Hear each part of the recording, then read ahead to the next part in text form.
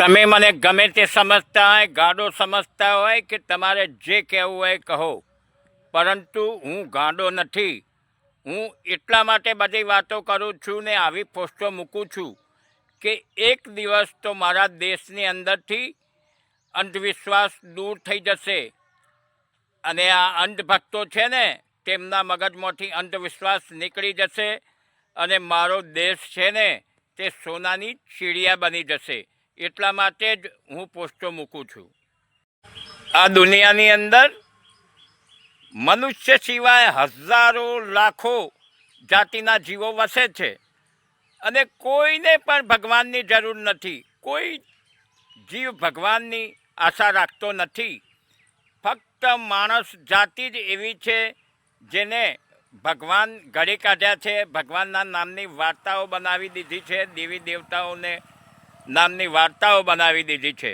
માણસે જ પાપ, પુણ્ય, ધર્મ અને ન જાણે કેટલું બધું બનાવી દીધું છે અને હવે માણસ પોતે ઘડી કાઢેલી વાર્તાઓથી જ ડરે છે.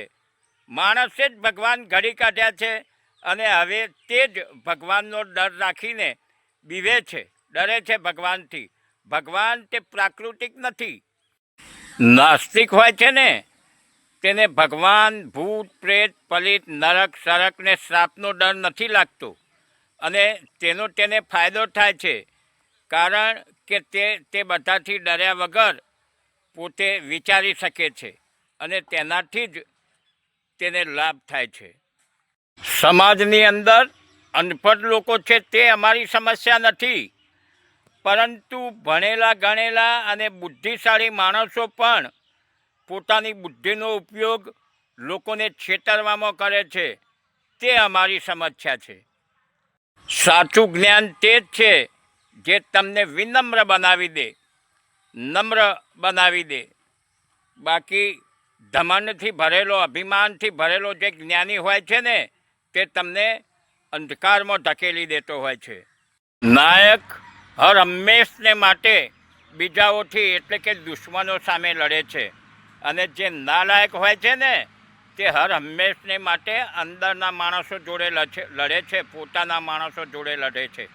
માટે લાયક બનો, નાયક બનો, નાલાયક ન બનો.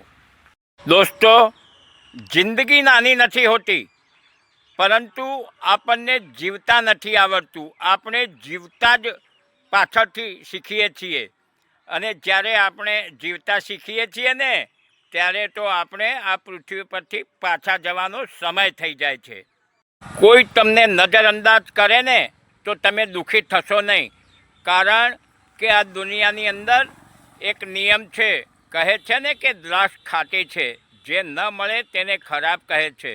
એટલે દુનિયા તમને પહોંચી નથી શકતી ને એટલે જ તમને નજરઅંદાજ કરે છે.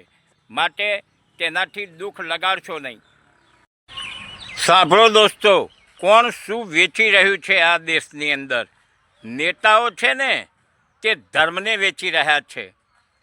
અભિનેતાઓ જે છે તે નશો વેચી રહ્યા છે.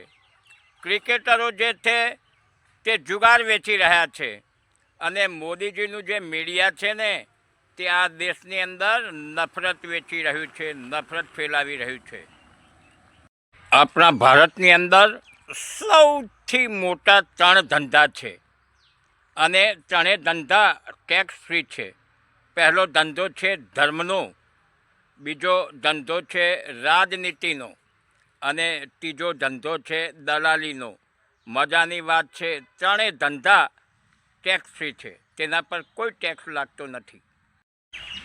કોણ શું કરે છે, શા માટે એટલે કે કેમ કરે છે અને કેવી રીતે કરે છે, આ બાબતોથી જેટલા તમે દૂર રહેશો એટલા જ તમે સુખી રહેશો, વ્યવસ્થિત રહી શકશો.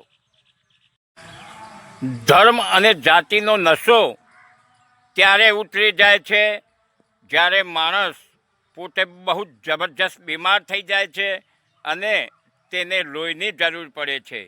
જ્યારે તેને લોહીની જરૂર પડે છે ને ત્યારે તેને ધર્મ અને જાતિનો નશો ઉતરી જાય છે અને પોતે ગમે તેનું લોહી લેવા તૈયાર થઈ જાય છે. વાત સમજવા જેવી છે દોસ્તો. ન સમજાય તો ફરી સાંભળો, સમજો અને બુદ્ધિશાળી બનો.